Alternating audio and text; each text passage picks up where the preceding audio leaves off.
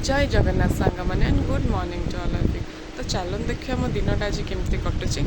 तो फर्स्ट देखो मुझे गाधे गाधे पलि आसबे ठाकुर पूजा करी बट ता पूर्वर देखो मुझे कही कि माने मोर फैट बर्न करने मुझे देखो ब्लैक कॉफ़ी एंड बटर।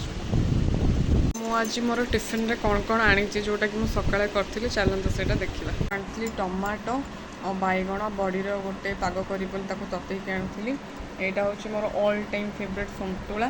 यहाँ हूँ मिक्सचर आनी घर जमीक सेव मिक्सचर तले अच्छी मिसिकी अच्छी। यहाँ हूँ मोर भात आउ डाली।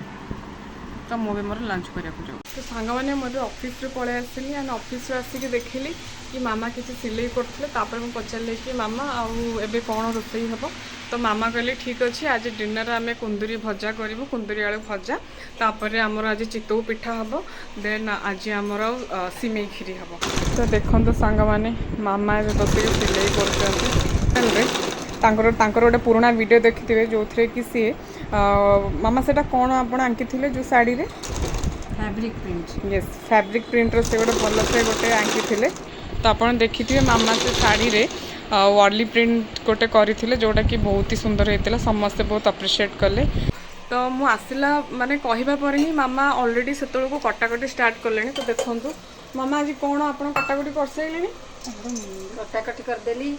देखो ये चितौ पिठापी चाउल को ऑलरेडी भिगा हो जाए और नड़िया को भी मामा भलसे साइज कर काटी देते आर ए गोटे पेस्ट करा। तो देखो आलू पियाज रसुण छेचिकी पका टे लंका गुंड